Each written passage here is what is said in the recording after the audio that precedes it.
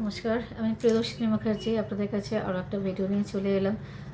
আচ্ছা, অনেকেই দেখছি আমি প্রথমে একটু বলে নিই, যদি আপনাদের আমার ভিডিও ভালো লাগে তাহলে প্লিজ একটু সবাইকে শেয়ার করবেন। লাইক কমেন্ট করতে ভুলবেন না। অনেকে কমেন্ট করছেন কিন্তু লাইক করছেন না, প্লিজ লাইক করবেন। আপনারা যদি লাইক করেন, কমেন্ট করেন, আমার ভালো লাগবে। আমার মনে হবে যে আমি আপনাদের হয়তো এরকম কোনো ভিডিও দিতে পারছি, এরকম কোনো আলোচনা আপনাদের সামনে আনতে পারছি যেটাতে আপনাদের একটু হলেও হয়তো কোনো লাভ হচ্ছে। আমি চেষ্টা করি সবসময়, আমার চ্যানেলের তরফ থেকে আমি সবসময় চেষ্টা করি মানুষের উপকার করতে, নিঃস্বার্থ উপকার, যাতে আপনাদের সমূহ ভালো হয়। আপনারা যে যেখানে থাকেন যেন সবসময় ভালো থাকেন, সেই চেষ্টাই করি আমি আমার চ্যানেলে সবসময়, যে যাতে আপনারা কিছু অজান্তে আপনাদের দিয়ে কোনো ভুল না হয়ে যায়। সেই জন্য আমি সবসময় চেষ্টা করি এই চ্যানেলটাতে আপনাদেরকে কিছু তথ্য দেওয়ার, যেগুলো আমি জানি, যেগুলো মনে করি আপনারা জানলে হয়তো আপনারা সমৃদ্ধ হবেন। কিছু কিছু মানুষ তো আমার চ্যানেলে খুব সুন্দর কমেন্ট করে যে খুব ভালো ইনফরমেশান দিলে, তোমার আলোচনা শুনে সমৃদ্ধ হলাম। এগুলো বললে খুব ভালো লাগে, এরকম কমেন্ট পেলে ভীষণ ভালো লাগে। আর যারা কিছু মানুষ আছে যারা অপূর্ব কমেন্ট করে, তাদের কমেন্ট পড়ে মাঝে মাঝে আমার চোখে জল এসে যায়। তো কিছু মানুষ আছে আমাকে মা দুর্গার সাথে তুলনা করে। তো আমার কিছু বলার নেই এখানে, শুধু এটুকু বলবো যে তাদের মন অনেক বড়। তবে তারা আমাকে দেবী মহামায়ার সাথে তুলনা করে। তাদের মন অনেক বড়। কী হয়, মানুষের মন এত ছোট হয় যে একটা মানুষ অপর মানুষকে দেখতে সুন্দর দেখুক বা কোনো গুণী মানুষ দেখুক, তার গুণের প্রশংসা করতে ভুলে যায়। বা যদি কোনো মানুষকে দেখে যে তার খুব বেশি সৌন্দর্য আছে, সেই সৌন্দর্যের প্রশংসা করতেও কোথাও ভুলে যায়। তার কারণ তার মন ছোট। আর কিছু মানুষ আছে তাদের মন এত বড় যে তারা অন্য মানুষের প্রশংসা করতে গেলে কোনো সময় ভোলে না, ক্লান্ত হয় না। তো সেসব মানুষকে মাথায় করে রাখা উচিত প্রত্যেকটা মানুষের, যাদের মন এত বড় দিয়েছে, যারা নিজের কথা ভুলে গিয়ে অন্য কারোর প্রশংসা করতে পারে। আমি তো বলবো তারা মানুষ হিসেবে অনেক বড়, অনেক বড় জায়গায় আছে তারা, যারা অন্য মানুষের প্রশংসা করতে পারে। জানেন তো, এটাও একটা অনেক বড় গুণ। মানুষের প্রশংসা করতে পারে না। যাই হোক, এনিওয়েজ, অন্য কথায় চলে গেলাম আমি। আজকে আমার আলোচ্য বিষয় হলো যে বুড়ো আঙুলে কেন আংটি পরতে নেই। আমরা এখন অনেকেই দেখে থাকি যে এই প্রজন্ম কিন্তু বুড়ো আঙুলে ধাতব মানে মেটালের আংটি পরে। তো আমার লাইভে একজন এসে জিজ্ঞাসা করেছিল আমাকে, আমার এক ভাই, যে দিদি, বুড়ো আঙুলে কি আংটি পরতে আছে? তো আমি হয়তো লাইভে সেটা সম্ভব না উত্তর দেওয়া, তাই আমি উত্তর দিতে পারিনি তাকে সেইভাবে। তাই আজকের এই ভিডিওটা করছি।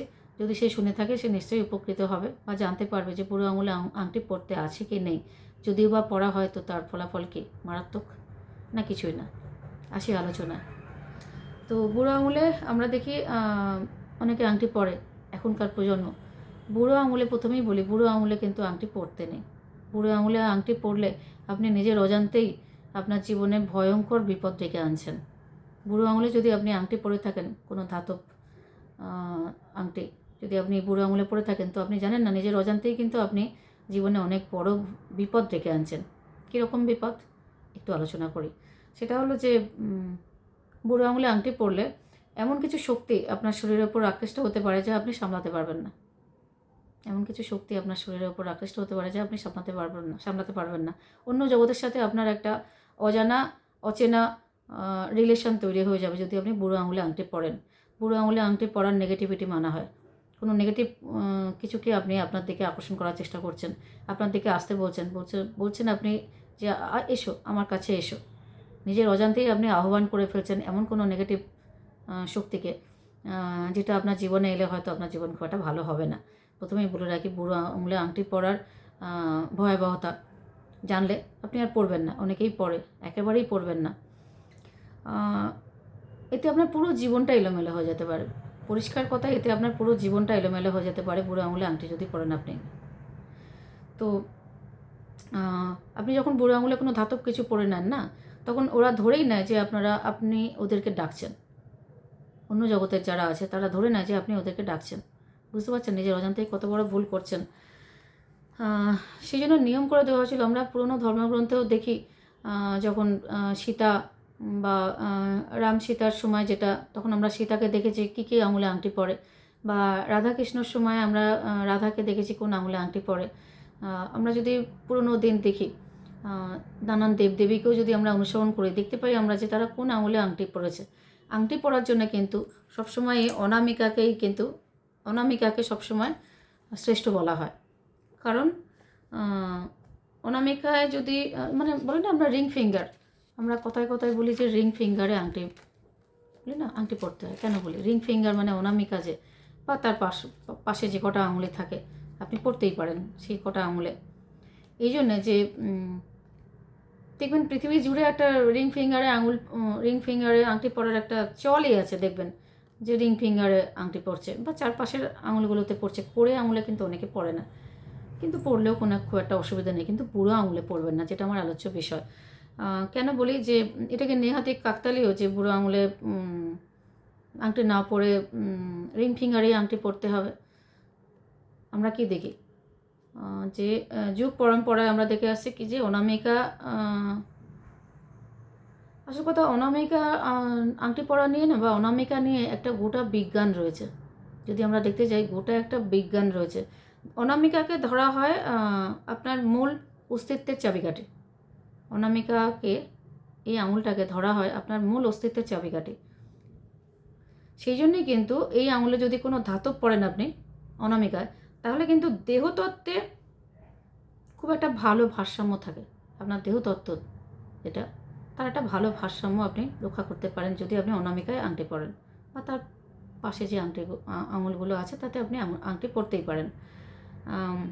কিন্তু আজকাল আমরা দেখি যে যেখানে সেখানে ধাতব পড়ছে, এর ফল কিন্তু মারাত্মক। কেউ ভরুর এখানে পড়ে ধাতব, কেউ এখানে পড়ে, তো নানা রকম জায়গায় ধাতব পড়তে আমরা দেখি।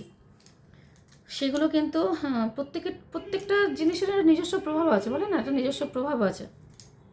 আর কিছু না, অজান্তে নিজের বিপদ ডেকে আনছেন।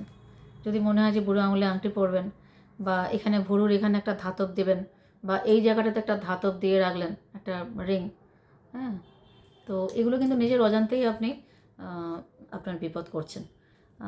অনেকে জিজ্ঞাসা করবে যে নাকে যে আমরা দিই, এখানে যে সেপ্টামে যেটা রিংটা পরি আমরা, এটা কি কোনো অসুবিধা আছে? অনেকেই আমাকে জিজ্ঞাসা করেছে। এতে কোনো অসুবিধা নেই।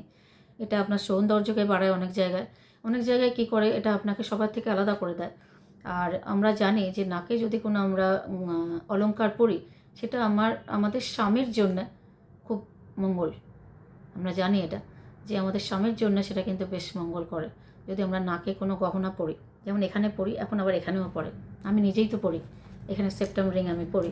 তো অনেকে জিজ্ঞাসা করে যে এটা কি পরলে কোনো ক্ষতি হয়, বা এটা পরলে কি কোনো আলাদা কিছু হয়? কিছুই না। আমি ছিলাম আজকে বুড়ো আঙুলের ব্যাপারে, আবার সেটাই বলি মনে করে যে সব জায়গায় মেটাল পরা যায় না, বিশেষ করে বুড়ো আঙুলে বা অন্যান্য যে জায়গাগুলো আমি উল্লেখ করলাম, ঠিক সেসব জায়গায় মেটাল পরবেন না। নিজের অজান্তেই নিজের বিপদ ডেকে আনছেন।